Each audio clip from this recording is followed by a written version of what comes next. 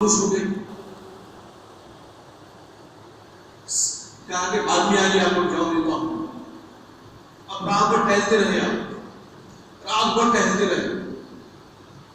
تو آپ کی صاحبزادی تھی, وہ بھی بڑی اللہ والی صاحبزادی تھی. آپ نے کہا کہ بابا جان کیا بات ہے, آپ بڑے پریشان ہیں. ہاں بیٹے ایک مسئلہ ہے. کیا ہے مسئلہ بتائیے. آپ نے مسئلہ بتایا. ایک خواتین آئی تھی اور ان سے سوال کیے کہ خاتون ایک عورت ایک شادی کر سکتی ہے ایک ساتھ اور مرد بھی 4 کر سکتے ہیں, ایسے کیوں؟ اب میں کیا جواب دوں بیٹا؟ تو آپ کی صاحبہ نے کہا کہ اس کا نام حنیفہ تھا, بیٹی کا نام حنیفہ تھا. کہا کہ بابا جان آپ نے میرے پاس بھیج دیجیے. جب خاتون آئی تو آپ نے اپنی بیٹی کے پاس بھیجا, تمہارا جواب میری بیٹی دے گی. تو آپ کی صاحبہ نے سارے خاتونوں کو وہاں پر بٹھایا اور کہا کہ تم لوگ سوال کیا ہے؟ سوال کیا کہ عورتیں 4 کیوں نہیں کر سکتی, مرد 4 کر سکتے ہیں. آپ نے کہا کہ جاؤ اپنے گھر سے پانی لاؤ, ایک ایک لوٹے میں پانی لاؤ. ساری خواتین چلے گئی, لوٹے میں پانی گھر پہ ڈالی. کہا کہ ایک بڑا وہاں پر برتن رکھا گیا. کہا کہ اس میں پانی اپنا پانی ڈال دو. اس کے سب پانی ڈال دیا, سب نے ڈال دیا پانی. کچھ دیر کے بعد بیٹی نے کہا, حنیفہ نے کہا کہ اب پانی اپنا نکال دو. اور وہ لوگ حیران ہو گئے, ہم کیسے نکالیں گے پانی, یہ تو نہیں ہو سکتا ہے. اسی طرح مرد اپنی 4 شادی کر سکتا ہے, عورت نہیں کر سکتی. جب یہ عورتیں اس جواب سے مطمئن ہو گئی, مثال دیا آپ نے, تو بازار دیکھ رہا ہوں کہ وہاں پر مثال دیا آپ نے. اس کے بعد وہ عورتیں خوش ہو کر چلی گئی. تو جب امام اعظم نے یہ مسئلہ سنا تو کہا کہ یہ نواں میں ثابت نہیں ہے بلکہ ابو حنیفہ ہے.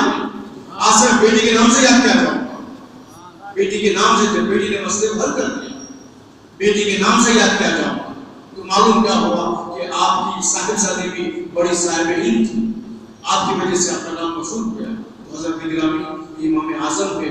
اور پھر ابھی آپ نے سنا کہ آپ کا تقویٰ کے سود جس کو آپ نے قرضہ دیا تھا اس کی چھاؤں سے ہٹ گیا آپ گھر کی. اس وجہ سے کہیں سود کا شائبہ نہ ہو جائے, اتنا احتیاط آپ کا.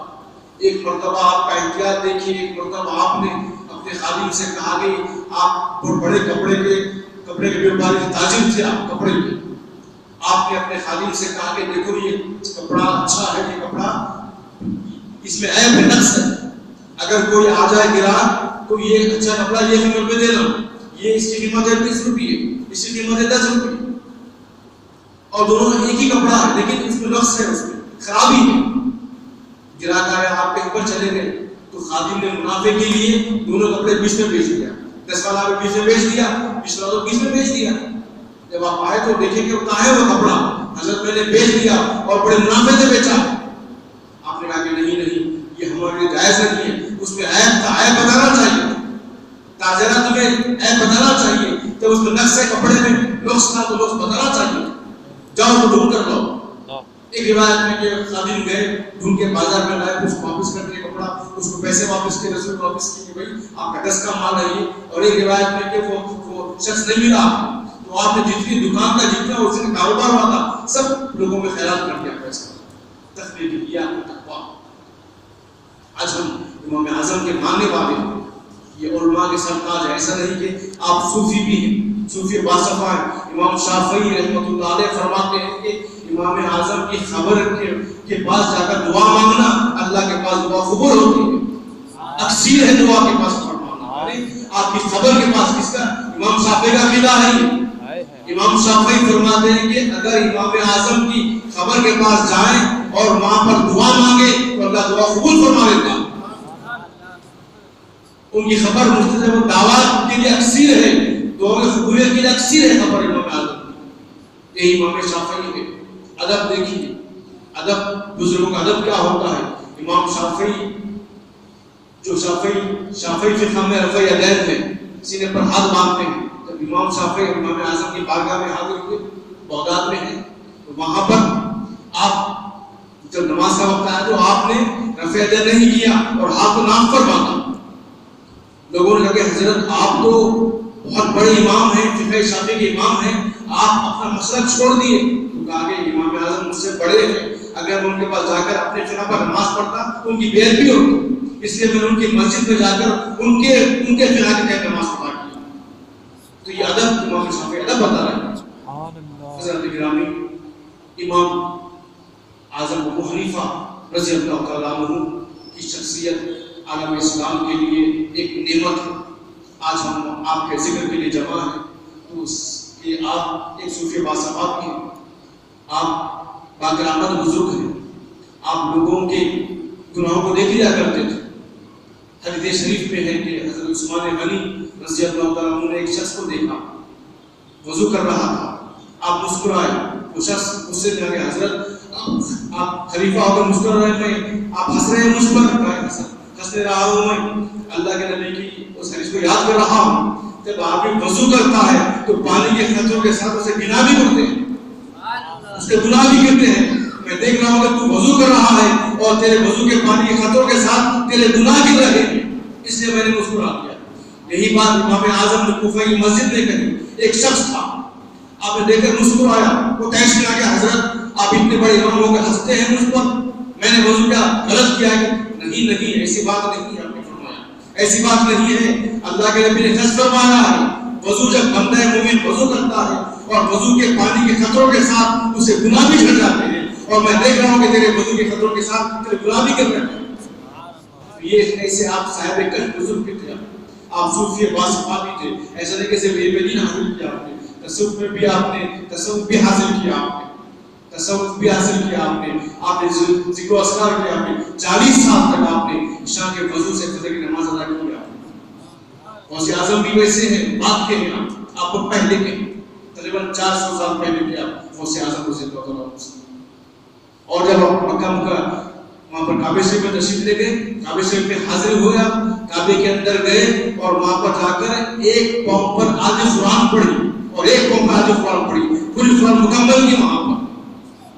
اور رمضان شریف میں روایت ہے کہ آپ 61 قرآن ختم کیا کرتے تھے، 61 قرآن ختم کیا، صبح میں ایک شام میں ایک، پورے 61 قرآن ختم کرتے تھے شابان پر رمضان میں. اور روایت میں کہ 1000 رکعت نفل نماز ادا کرنے اکثر آپ آتے ہیں. اور یہ واقعہ لوگوں نے سنا کہ آپ کسی شخص کے پاس گئے، رات میں قیام فرمایا، رات میں عشاء کی نماز پڑھی، وضو کیا، اس کے بعد آ کر بستر پر لیٹ گئے. اس کے بعد صبح جب اٹھی آپ وضو نہیں فرمایا، نماز کو ادا کر کے چلا.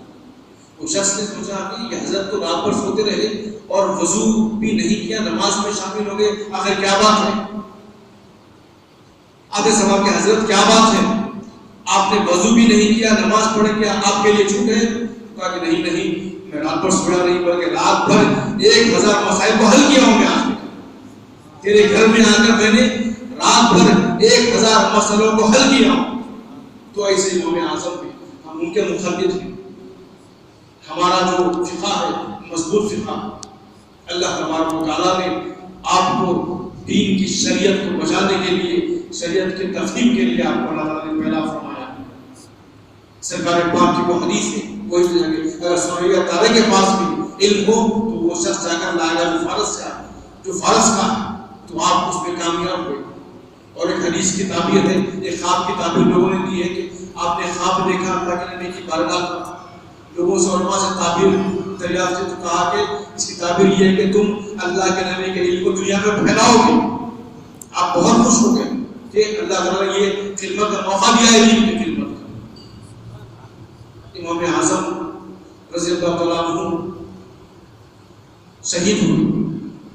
آپ کی وفات جو طبعی موت نہیں ہوئی بلکہ آپ شہید ہوئے.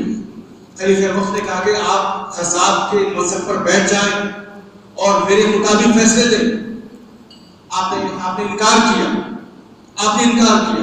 تو لوگوں نے تو خلیفے نے دعوت دیا آپ کو اور زہر دے کر آپ کو ختم کر دیا.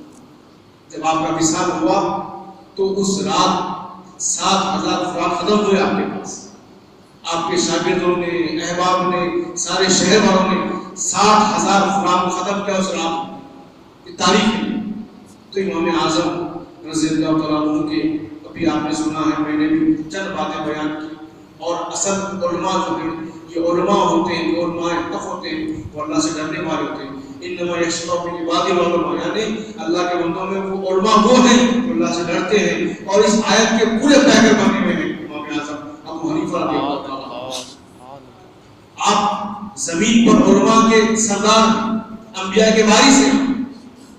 اور حضرت امام احمد مسند احمد جس نے لکھی آپ کا بیان ہے کہ صبح قیامت تک امام اعظم کے بعد جتنے بھی علماء آئیں گے، جتنے بھی فقیہ علماء آئیں گے، جتنے بھی مفتی آئیں گے، وہ اس وقت مفتی نہیں ہوگا جب تک امام اعظم کو نہیں سمجھے گا، امام اعظم کو نہیں پڑھے گا، وہ مفتی بن نہیں سکتا، وہ عالم بن نہیں سکتا. یعنی عالم بننے کے لیے، مفتی بننے کے لیے امام اعظم کی شخصیت عرفان ہونا ضروری ہے. اب دیکھیں کہ ہر کوئی ہے، ہم ہیں، مولانا ہے، بے شمار علماء ہیں، جب تک ہم امام اعظم کو نہیں پڑھے کوئی آگے نہیں بڑھ سکتا. امام اعظم کو پڑھنا ہی پڑھنا یہ ہمارے لیے نعمت ہے. اب یہ سوال ہے کہ کوئی اختلاف کی بات نہیں ہے کہ چاروں مصحف برحق ہے، شافعی بھی صحیح ہے، چاروں مصحف برحق ہے، اس کی توجیہ دی جا چکی ہے انشاءاللہ تعالیٰ کہ اللہ کے نبی نے کبھی ہاتھ ناک پر باندھا، کبھی سینے پر باندھا، کبھی ہاتھ چھوڑ کر اپنی نماز ادا کی، وہ نماز ادا کی. بس سب طریقے صحیح ہے. اللہ تعالیٰ چاہتا ہے کہ سرکار کی ہر ادا قیامت تک محفوظ رہے. کسی کو شافعی بنا دیا، کسی کو حنبلی بنا دیا، مالکی بنا دیا، یہ بات ہے. لیکن امام اعظم کا جو فقہ ہے وہ کیا ہے کہ اختلاف کہاں پر ہے کہ امام اعظم نے وہ روایتیں لی ہیں جو سرکار پاک علیہ السلام کے پردہ فرمانے سے پہلے کی ہیں. یعنی آیت الیوم لکم اکملت لکم آیت جو آخری آیت نازل ہوئی اس کے بعد اسلام مکمل ہو گیا. اس کے بعد سرکار نے جس انداز سے نماز پڑھی ہے، جس انداز سے صحابہ نے نماز پڑھی ہے، جس انداز سے فقہی مسائل استعمال کیے ہیں، اس کو امام اعظم نے لیا آخری دور میں. جب دین مکمل ہو گیا اس کے بعد آپ نے لیا ہے. امام شافعی کی روایت ہے پہلے والی، امام احمد کے احمد بن حنبل کی پہلے والی، لیکن امام اعظم کے آخری دنوں کے حدیث فتح مکہ کے بعد کیا حدیث آپ نے فتح مکہ کے بعد کے حجۃ الوداع کے بعد جب اسلام مکمل ہو گیا تب کی آپ نے روایتیں لی ہیں. اس لیے دین مکمل ہونے کے بعد آپ نے روایتیں لی ہیں کہ آخری دور میں سرکار علیہ السلام ہاتھ ناک پر باندھتے تھے.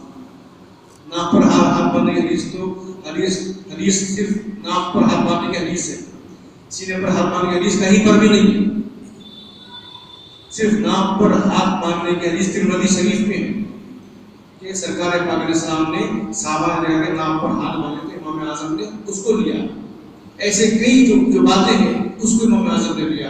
اس لیے فقہ حنفی قریب ترین ہے اسلام کے جو تعلیمات اس کے بالکل عین ہے یہ فقہ حنفی، اس لیے ہم اس کو مانتے ہیں. اور ایک روایت میں علماء نے فرمایا ہے کہ کسی بزرگ نے فرمایا کہ مشکات المصابیح میں مفتی احمد یار خان نے لکھا ہے کہ جب دنیا میں 1/3 انبیاء کے لوگ مسلمان جو ہے 1/3 سے زیادہ لوگ جنت پہ جائیں گے، اور جتنے مومن ہوں گے سرکار کے امتی ہوں گے اس میں سے 75% حنفی ہوں گے جنت پہ جائیں گے.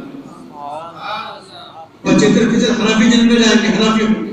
تو معلوم کیا ہوا کہ حنفی مذہب عین اسلام کے قریب ہے. اسلام ہی ہے حنفی مذہب، ہم اس میں تمیز نہیں کر سکتے. تو حضرات گرامی یہ مسئلہ یہ آج کل جو آگے ہیں مخالفین کہتے ہیں کہ مسئلے حل کرو تو وہ زندگی بھر مسئلے حل نہیں کر سکتے. امام اعظم کا صدقہ ہے، کئی مسائل ہمارے پاس موجود ہیں، اگر ہم حدیث پڑھیں قرآن پڑھیں تو حل نہیں کر سکتے. اب جیسا کہ میں نے شروع میں کہا تھا کہ امام اعظم بات وہیں پر چھوڑ گئی تھی کہ امام اعظم کا مسئلہ کیا تھا کہ اس دور میں قیاس نہیں تھا، قرآن تھا اس کا مسئلہ ہے. اگر کوئی مسئلہ آ جائے لوگ قرآن میں دیکھتے ہیں حل نکال دیتے، اگر قرآن میں موجود نہیں ہے حدیث میں دیکھتے، وہاں پر بھی نہ پایا تو صحابہ کے احوال میں دیکھتے، صحابہ کے اعمال میں دیکھتے، وہاں پر بھی نہیں پایا تو لوگ خاموش ہو گئے تھے. امام اعظم نے اجتہاد کیا، آپ نے مسئلے کو لیا، دیکھا کہ یہ مسئلہ قرآن میں نہیں ہے، حدیث میں نہیں ہے، اس کا جواب صحابہ کے عمل میں نہیں ہے، قول و فعل میں نہیں ہے، تو آپ نے اپنے خیال سے اس کا جواب دیا. یہ اجتہاد مجتہد ہے. تو اسلام کے پہلے مجتہد امام اعظم. ہم خوش قسمت ہیں کہ اللہ تبارک و تعالیٰ نے ہم کو آپ سے وابستہ کیا ہے، حنفی بنایا ہے. حضرت گرامی یہ علماء کیا ہے؟ انبیاء کے وارث ہوتے ہیں. علماء کا مقام بہت بڑا. آج کل لوگ علماء کو چھوڑ کر یہ واٹس ایپ پہ فیس بک پہ آ گئے، اس پہ سوال جواب دے رہے ہیں. یہ صحیح طور سے گناہ نہیں. قرآن میں خود ہے کہ اگر تمہیں کچھ نہیں معلوم ہے فَاسْأَلُوا أَهْلَ الذِّكْرِ إِن كُنتُمْ لَا تَعْلَمُونَ. تم اہل ذکر سے، اہل علم سے کچھ لوگ نہ معلوم ہو. کیا فیس بک ہمارا اہل علم ہے؟ کیا واٹس ایپ اہل علم ہے؟ واٹس ایپ پر سوالات ہو رہے ہیں، جوابات ہو رہے ہیں، یہ حدیث ضعیف ہے، یہ حدیث صحیح ہے. علماء موجود ہونے کے بعد میں اکثر دیکھتا ہوں کہ بعض گروپس میں ایسے لوگ علماء بھی ہیں، لوگ ایسے ایسے مسئلے پیش کر دیتے ہیں، اپنا حل بنا دیتے ہیں کہ ایسا نہیں. بلکہ علماء رہنے کے بعد کہا جاتا ہے کہ عالم کی محفل میں زبان کو سنبھال کر رکھنا چاہیے، اور صوفیاء کی محفل میں دل کو سنبھال رکھنا چاہیے. دل کو سنبھالنا چاہیے صوفیاء کی محفل میں، علماء کی محفل میں زبان کو سنبھالنا چاہیے. حضرت گرامی، یہ علماء کرام نعمت ہے ہمارے لیے، یہ علم کو پہنچانے والے ہیں. ہمارا ان سے وابستہ ہونا ضروری ہے، علماء سے وابستہ ہونا ضروری ہے. ہم علماء کو چھوڑیں گے تو پھر ہمارا دین نہیں رہے گا. تو یہ عالم دین سے وابستہ ہونا ضروری ہے. الحمدللہ آپ کے پاس تو عالم بھی ہے، صوفی بھی ہے، یکجا. حضرت اللہ جو کام کر رہے ہیں یقیناً قابل تعریف ہے. ربیع الاول شریف میں، ربیع ثانی میں، رجب میں کوئی موقع آ جائے، کوئی بزرگ کا دن آ جائے، انہیں نہیں چھوڑنے کو بڑی بات ہے. لوگوں کو تعارف کر رہے ہیں. اللہ تعالیٰ ان کی اس کاوش کو اپنی بارے میں قبول فرمائے. محنت کو سب کو قبول فرمانے والوں کو بھی اور اس کا اہتمام کرنے والوں کو بھی قبول فرمائے. آپ امام اعظم کا دیکھیے، لوگ امام اعظم کے بارے میں نہیں جانتے کہ امام اعظم کون ہے، آپ نے کیا کیا ہے. کچھ نہ کچھ تو معلوم ہوا ہم کو کہ امام اعظم کون تھے، ہماری فقہ بنانے والے. ہم حدیث کو سمجھ نہیں سکتے، قرآن کو سمجھ نہیں سکتے، زبان سے واقف نہیں ہے. اب کیسے مسئلہ حل کریں گے؟ تو یہ علماء کرام کہتے ہیں یہ مسئلے کو حل فرما. حضرات گرامی، تو یہ بات کبھی بھی ذہن میں رکھیے کہ عالم کی بڑی فضیلت ہوتی ہے. جہاں پر عالم ہوتا ہے وہاں پر برکتیں آتی ہیں. اب تک ہم صوفیاء کے بارے میں سنے، وہ بھی حق ہے. علماء کا بھی، علماء حق کی بات حق ہے کہ اگر کوئی عالم قبرستان کے سامنے سے گزر جائے، اللہ تعالیٰ اس قبر کے سارے گناہوں کو معاف فرما دیتا ہے، عذاب ہٹا دیتا ہے وہاں سے عالم کی موجودگی، علم کی وجہ سے. علم بہت بڑی چیز ہے، علم دین بہت بڑی چیز ہے. علم دین کا حاصل ہونا، تفقہ الدین حاصل ہونا اللہ کی نعمت ہے. اگر ہم یہاں پر آتے ہیں، ہمارا بیٹھنا بات سننا نہیں ہے، بلکہ یہاں پر علم دین حاصل کرنا ہے. یہاں پر آنا بیٹھنا بیکار نہیں ہے، بلکہ یہ علمی مجلس ہوتی ہے. یہ علمی مجلس میں بیٹھنا وہاں سے ثواب ہے. مشہور حدیث ہے، آپ نے ہزارہ سے سنا ہوگا. میں نے بھی کئی بار کہا ہے کہ ایک محفل سے فرشتے واپس جاتے ہیں، اللہ پاک عالم الغیب میں سب جانتے ہیں، پھر پوچھیں گے اے فرشتوں کہاں سے آ رہے ہو؟ اے مولا ایک تیرے ذکر کی محفل تھی. ہر محفل اللہ کے ذکر کی ہوتی ہے. جہاں پر الحمدللہ کہا جائے اللہ کے ذکر کی محفل، جہاں پر اللہ رسول نام کیا جائے وہ ذکر اللہ کے ذکر کی محفل. فرشتے کہتے ہیں کہ مولا ہم لوگ زمین سے آ رہے ہیں، ایک محفل سے آ رہے ہیں. بڑی طویل حدیث ہے. اللہ پاک پوچھتے ہیں کہ میرے بندے کیا کر رہے تھے؟ مولا آپ کو یاد کر رہے تھے، آپ کے لیے بیٹھے تھے، آپ کے بھیجے ہوئے دین کی بات کر رہے تھے، آپ کے نبی کی بات کر رہے تھے، اچھی اچھی باتیں بتا رہے تھے، جنت کی ذکر کر رہے تھے، دوزخ سے پناہ مانگ رہے تھے. اللہ پاک آخر میں فرماتے ہیں کہ اے میرے فرشتوں سب کو میں نے بخش دیا. جتنے لوگ محفل میں بیٹھے ہیں سب کو معاف کر دیا. اگر اس میں کوئی گناہگار ہے معاف کر دیا. سب کو میں نے جنتی بنا دیا ہے، سب کی مغفرت کر دیا ہے.